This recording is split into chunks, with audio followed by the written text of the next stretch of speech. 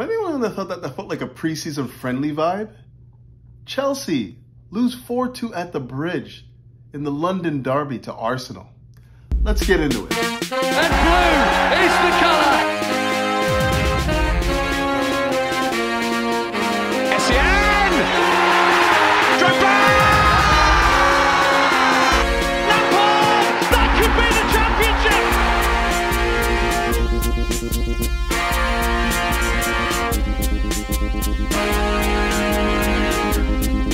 Greetings! Welcome back to Couch Critic with me, Dennis P, for what is another Chelsea match review, or more specifically, a tactical synopsis of Chelsea's performance at Stamford Bridge against Arsenal. But before we get into all that, fellas, you already know what to do. Ladies, please hit that like button, hit that subscribe button. If you're a bad man, you'll hit that bell notification button to keep up with the latest in the news. And of course, you have to know about my sponsor. They go by the name of Major League Socks. You fellas, if you ever want to walk in the footsteps of greatness, you know what to do. Hit them up. The link will be in the description. Okay, so Chelsea, unbelievably, play at home and lose their third straight home game, this time to Arsenal in the London derby, 4-2. Unbelievable. In this particular match review, we're going to be focusing on the three areas of the pitch where Chelsea just struggled all match. We're going to start with the defense, that back three. We're going to look at that. We're going to look at Chelsea's midfield duel of N'Golo Kante and Ruben Loftus-Cheek. And we're also going to look at the attackers as well. So we're going to look at all three phases of the game and analyze where the problems were throughout that match. Okay, so Chelsea came out in a 3-4-3, which played more like a 3-4-1-2 with Mason Mount as the number 10. And we had Christensen as the central defender, Malang Sarr left-sided center back, and Reece James as the right-sided center back. And I don't know. I have to question Tuchel right from the beginning. Just the lineup alone just made me think, what game are we playing here? Like, this is a London derby. You know, I know we had a big game at the weekend against Crystal Palace in the FA Cup at Wembley, and, you know, lots of energy was exuded there, but this is a London derby. This is a game where you can't take this lightly, you know. You know, the fans, supporters look forward to this game every year, circle it on their calendar. And, you know, you start with a back five that has never played together before, ever.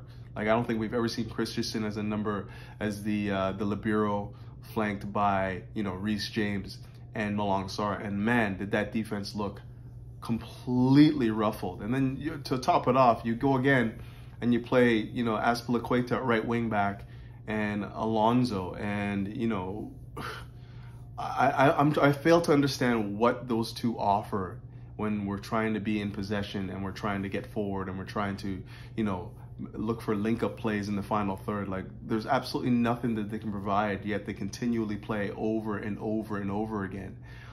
You know, obviously, second half, Thomas Tuchel came to his senses and switched it and put Azpilicueta in the right center back position and played Reece James at the right wing back position. And unfortunately, it just didn't really amount to much else. You know, like, we didn't really have any sort of like foothold in this match, and it was just marred by error after error. And, you know, the defensive structure, you know, of that back three was just horrific. You know, not one person out there was talking to each other. Not one person was trying to marshal that back five.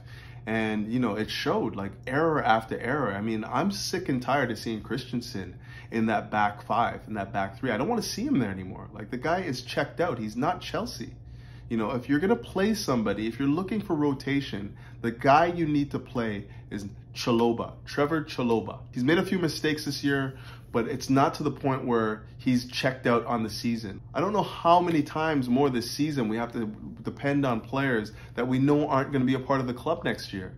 You know, you have Chalobah, who is dedicated to this Chelsea team. We've seen him play in big games and give us big performances, you know, come up with the man of the match performances. There's absolutely no reason why we have to continually go back to the well that is Christensen and see him completely mentally checked out and, you know, cough up errors over and over again. I'm just sick and tired of this. And, you know, I'm a huge like Tuchel backer. I think that he's easily becoming one of my favorite managers ever at Chelsea, but just some of these errors, like, you have to take this derby a little bit more seriously, you know? I mean, obviously he realized he made such a blunder by, you know, taking off Christensen at half. I know that they said he was injured, but it looked to me like he just realized this guy just was not up for the game and decided to just sit him down to bring in Thiago Silva. And even as Thiago Silva comes into the game, you know, he definitely shored things up back there. But like, again, he's flanked by Malang Sarr, and the very first, you know, maybe his third touch of the game for Thiago Silva, plays it back to Malang Sarr, bounces off his shins, and then next to those 3-2. I just could not understand the defensive structure of this game. You know, Chelsea looked to play out from the back for most parts of the game, and for the most part it was effective. You know, Arsenal showed press but weren't very effective at actually executing press, so Chelsea recycled possession quite well. But again, toothless, just completely toothless, no defensive structure. You know, we'll move into the midfield right now, but like, you know, just in terms of like the build-up play, like most of the build-up play was, you know, in and amongst our center backs and our midfielders, and you know, we just had no sort of cohesion, no sort of understanding of where we want to put the ball, what we want to do when we're in possession of it. And, you know, it was just horrible. But again, the major issue that I had today was just defensively. I don't understand how you can go into a London derby with Malang Sarr, Christensen, and Reece James in your back three, flanked by Alonso and, you know, and Azpilicueta. I just don't understand what you expect to get out of the game, you know, when you set up like that. Now, you've heard me bang on about N'Golo Kante, Ruben Loftus-Cheek all season long. These are guys that I have a lot of time for, especially N'Golo Kante. He's given Chelsea, you know, his best years, and his best years have been world class. So I have a lot of time for N'Golo Kante. He can do no wrong for me. But again, today, I just think that the balance in that midfield was completely off. We did not have anyone to really, you know, control things for us. We didn't have anyone that can like help us orchestrate and build attacks. And, you know, it was just evident, like we had no brain, absolutely no brain on the pitch. And, you know, I love N'Golo Kante. Like I said, he can do no wrong for me. But like when you're using him as your midfield two with Ruben Loftus-Cheek, and you're expecting him to build attacks from the back, you're expecting him to, you know, thrust forward into the final third and offer something, you're asking for a lot for a guy that is basically, you know, not in the best of forms, obviously, and then also not obviously the most creative midfielder you can put on the pitch. I tend to have the belief that Ruben Loftus-Cheek can give you that sort of like thrust from the midfield, but again, he's kind of leaderless out there right now. He wasn't really, you know, he doesn't play enough to know exactly what his responsibility is. And even when he does play, it seems like he's playing in a completely different role from game to game to game to game. He's played center back, he's played right wing back, he's played right mid, he's played the 6, he's played the 8. You know, he's all over the pitch all the time. And, you know, he hasn't really solidified himself in one particular role. You can probably say that he's played the 6 the most, but at the same time, he's always played with a midfielder in that 6 role who understands the role specifically, and, you know, he doesn't necessarily actually need to be the thinker on the pitch. You know, he usually has Jorginho next to him, or he has Kovacic, who can definitely marshal a midfield and get people in the right positions and also help Chelsea build attacks. And, you know, today was just screaming for Jorginho. Like, Chelsea's midfield was just completely destabilized, you know, between the likes of N'Golo Kante, who obviously isn't positionally the most sound, loves to, you know, chase after the ball, and, you know, at times is, you know, just attracted to the ball, and, you know, as a result, he's pulled out of positions all over the place. And Ruben Loftus-Cheek, who just does not have the defensive awareness enough to understand where he needs to be positionally in order to affect the game defensively. It was just a nightmare just watching that first half of the game, where Chelsea were just completely wide open. That midfield was completely destabilized. The game was just like flying up and down the pitch, which is why I likened it to like a preseason game. It looked like nobody had any sort of like defensive shape. It looked like Chelsea didn't have any understanding of what they were trying to build offensively. You know, Mason Mount obviously tried to come a little bit deeper to the left to collect and build from there, but everything that we did from the left basically just resembled recycling possession on the left-hand side and not looking to make any sort of real incisions to get Chelsea on the front foot. And, you know, even the goals that we scored today, as much as like it was great to see Timo Werner score, it was great to see, you know, Azpilicueta, our captain, get on it. Like, those goals came out of nothing. Obviously, the Werner goal was just a deflection. took a lucky bounce. He didn't really hit it very well, and it fell in the back of the net.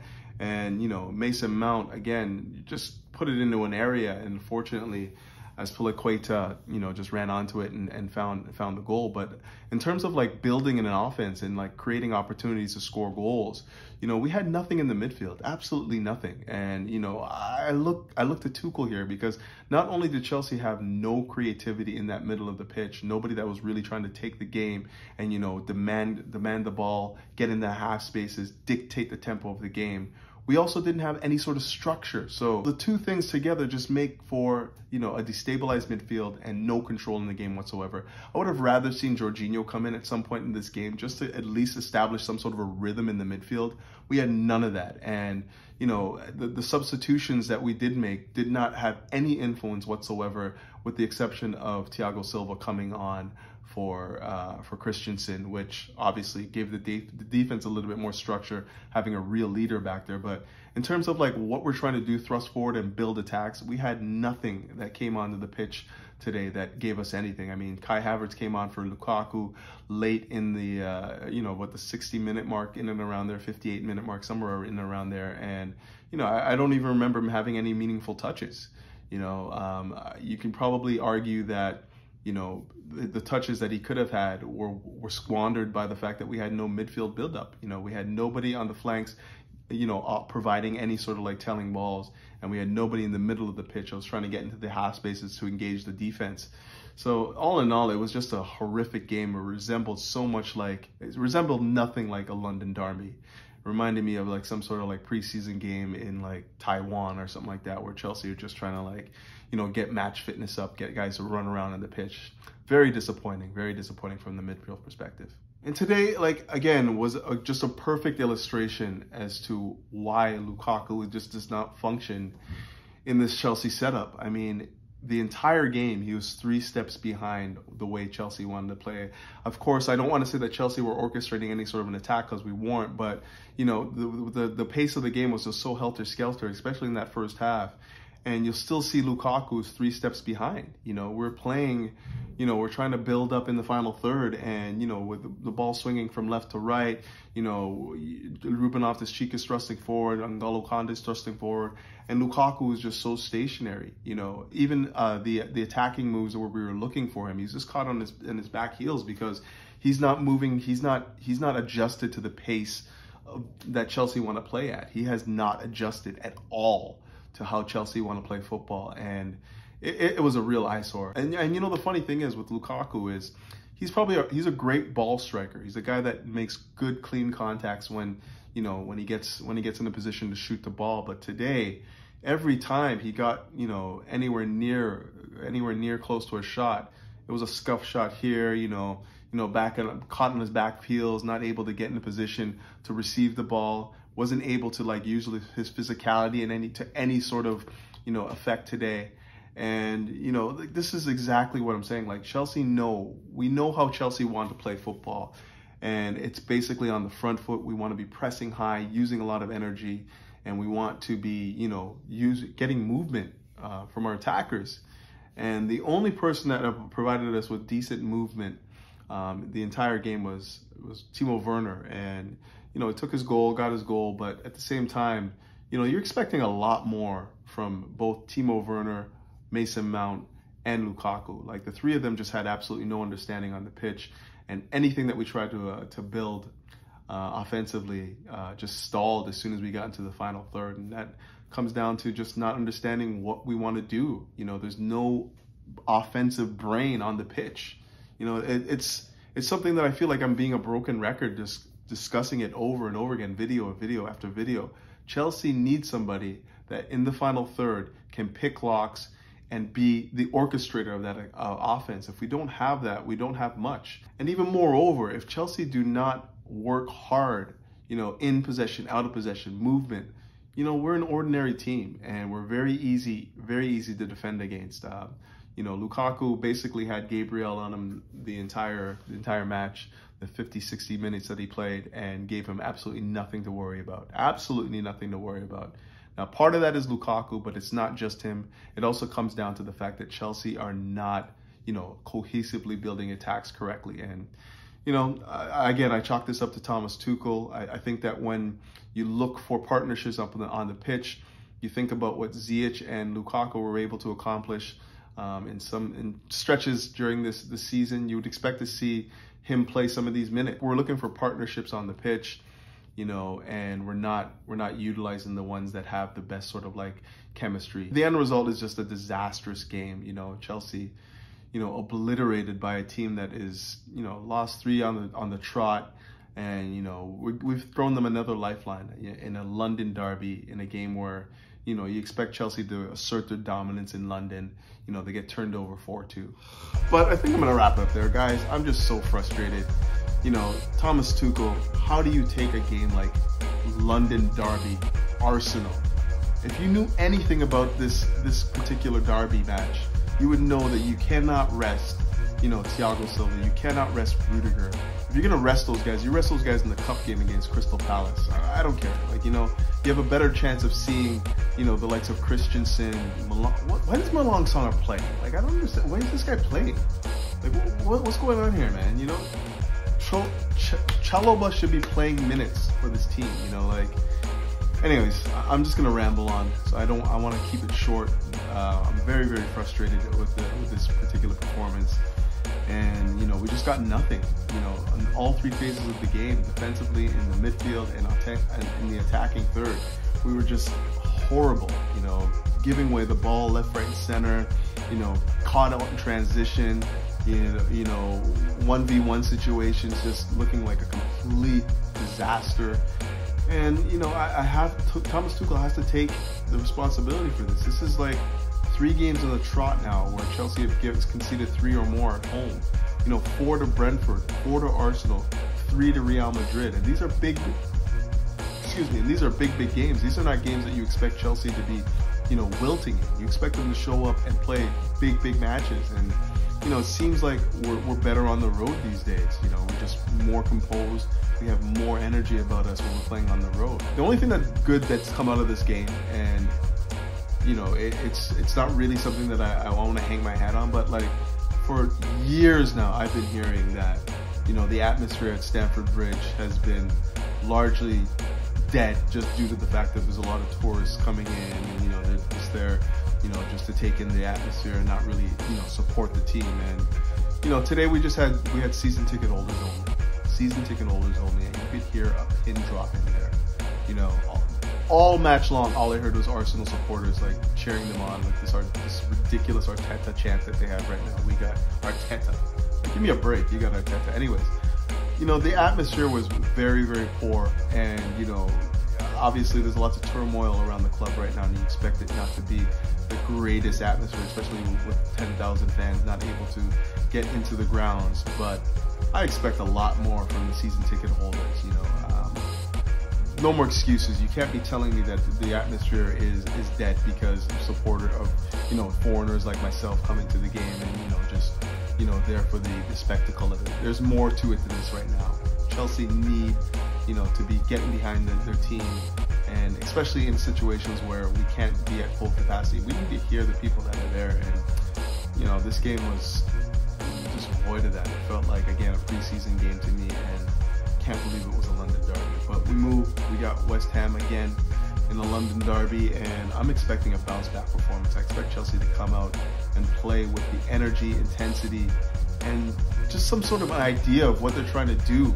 You know, just give me something. Show me that this season's not over, and we still have something to play for, and that, you know, we're not already on the beach somewhere. Show me something. You know, it's a London derby. It's getting late here. I apologize. I'm tripping over my words right now just because I'm really, really frustrated and tired. But yeah, you know, it's a London derby, and we expect Chelsea to come out and show, you know, why we are the best team in London. You know, why we are, you know, the champions of the world, champions of Europe. But you know what to do, guys. Keep the blue flag flying high, and up the Chelsea.